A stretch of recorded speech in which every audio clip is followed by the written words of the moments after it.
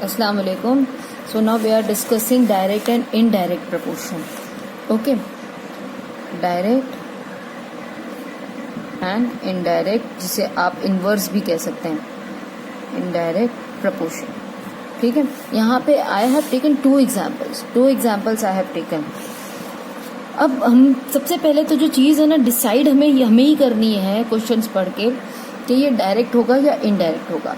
जैसे कि मैं बार बार कह रही हूँ कि अगर एक चीज़ बढ़े और उसकी वजह से दूसरी चीज़ भी बढ़ रही है तब तो होगा डायरेक्ट. लेकिन एक चीज़ बढ़ती है दूसरी घटती है, या फिर एक घटती है दूसरी बढ़ती है, तब वो इनवर्स प्रोपोर्शन होता है.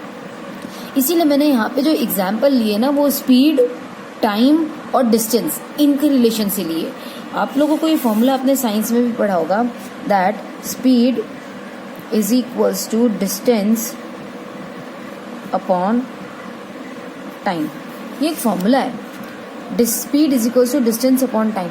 अगर आप ध्यान से देखो ना, तो स्पीड का डिस्टेंस के साथ में डायरेक्ट प्रोपोर्शन होता है, लेकिन स्पीड का टाइम के साथ में इनवर्स प्रोपोर्शन होता है. अब देखो question, a loaded truck travels 14 kilometres in 25 minutes. Okay, if the speed remain same, इस बार स्पीड को क्या कहा गया है कि वो कैसी रहेगी, सेम. स्पीड सेम है, ठीक है.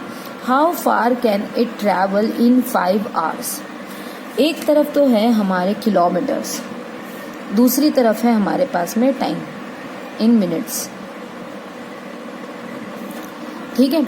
अब क्या कह रहे हैं कि जो स्पीड है ना हमारी, उसको हमने एकदम फिक्स कर दिया है.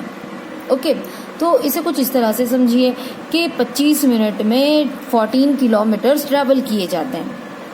फिर 25 मिनट्स में 14 किलोमीटर्स ट्रैवल किए जाते हैं, तो 5 आवर्स में कितना ट्रैवल किया जाएगा. 25 मिनट में अगर 14 किलोमीटर है तो 5 आवर्स उसमें कितना ट्रैवल होगा. ओके, तो यानी कि अगर टाइम 25 या 25 वी कैन से 25 अगर मिनट्स हैं तो 14 किलोमीटर्स है. अब 5 आवर्स मतलब टाइम बढ़ गया है, तो जाहिर सी बात है किलोमीटर्स भी बढ़ जाएंगे. But the thing is that we need to keep it one thing in mind कि यहाँ पे हम बात कर रहे हैं ना मिनट्स की, और ये क्या है, आर है. तो हम क्या करेंगे, इसको 5 × 60 कर सकते हैं ताकि ये मिनट में कन्वर्ट हो जाए. ओके, और ये हमें पता करना है. और क्योंकि हम देख रहे हैं कि ये डायरेक्ट प्रोपोर्शन है, इसीलिए we have put 2 arrows, whether down side और whether up side, it is on us. Alright, अब क्या करेंगे, वो स्टेटमेंट लिखेंगे. Since I have a small amount of place, so you just listen the statement carefully. Therefore the distance and the time are directly proportional. Okay, आपको बस इतना statement लिखना है, the distance and the times are in direct proportion. Therefore आपका 14 से x का हो जाएगा, 14 का x से रेशियो हो जाएगा, विल बी इक्वल्स टू, ऊपर से नीचे आ रहे हैं ना, तो यहाँ पे भी ऊपर से नीचे आ जाएंगे. 25 का रेशियो हो जाएगा 5 × 60. ओके, आप चाहो तो मल्टीप्लाई कर दो, लेकिन बाद में अल्टीमेटली इसको डिवाइड करना ही है, सो डोंट डू एनीथिंग. फिर उसके बाद में हम जानते हैं product of extreme is equal to product of mean.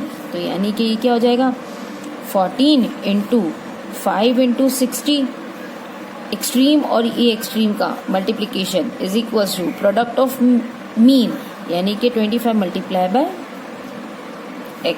अब 25 जो कि यहाँ पे मल्टीप्लाई हो रहा है वहाँ जाएगा तो डिवाइड हो जाएगा, तो 14 × 5 × 60 divided by 25 is equals to x. अब यहाँ पे कैंसिल आउट कर लो, 5 1 जा 5 5 जा 5 से ही कैंसिल हो जाएगा, 5 1 जा 5 12 जा, 12 को 14 से मल्टीप्लाई कर देंगे. Therefore x is equals to 12 4 जा हो जाएगा 48, 4 ऑन माई फिंगर, 12 1 जा 12, 4 ऐड कर देंगे 168 kilometres. Therefore the car will travel 168 kilometres in 5 hours. अब देखो यहाँ पे क्या कह रहा है, a car takes 2 hours to reach a destination by traveling at the speed of 60 km/h. Time और स्पीड दो चीज़ें दी गई हैं. एक तरफ आपको दिया गया है टाइम, जो चीज़ें दी गई है पहले आप उसे मेंशन कर लीजिए. टाइम दिया हुआ है 2 आवर्स, ये हम आवर्स में ले रहे हैं, ठीक है.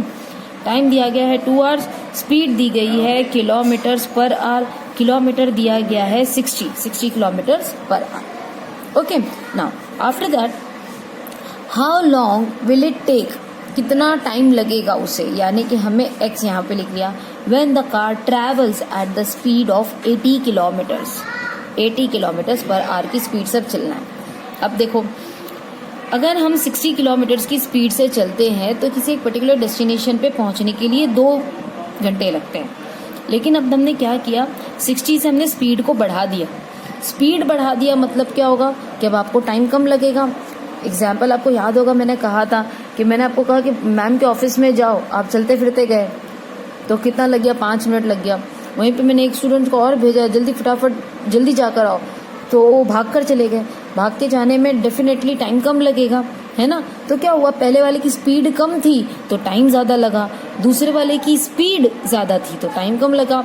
अब वापस इस फॉर्मूले में आ जाओ। जैसा कि मैंने कहा, स्पीड और टाइम ये हमेशा इन्वर्सली प्रोपोर्शनल होते हैं। यहाँ पे देख लो, स्पीड और टाइम ये कैसे होते हैं, इन्वर्सली प्रोपोर्शनल, जबकि स्पीड और डिस्टेंस ये हमेशा डायरेक्ट प्रोपोर्शन होते हैं। और अगर स्पीड को कांस्टेंट मान लेते हैं, मतलब फिक्स मान लेते हैं, रिमेन्स सेम, जैसे कि इस वाले केस में था, तो इसको हम इस तरह से लिख सकते हैं, speed into time is equals to distance. अब यहाँ पे क्या हुआ, स्पीड अगर रिमेन्स कांस्टेंट, यानी कि टाइम और डिस्टेंस ये भी आपस में डायरेक्ट प्रोपोर्शन में होंगे।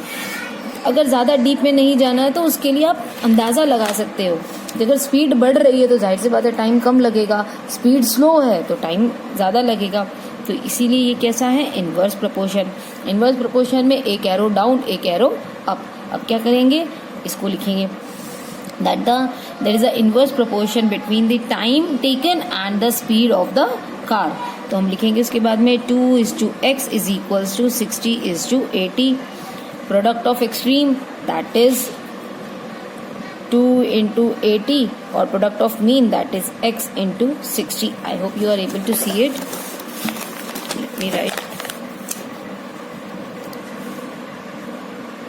ऑलराइट, अब यहाँ पे 60 जो कि मल्टीप्लाई हो रहा है वहाँ जाएगा तो डिवाइड हो जाएगा, इज इक्वल्स टू x, 0 से 0 कैंसल, 2 1 जा 2 3 जा, राइट।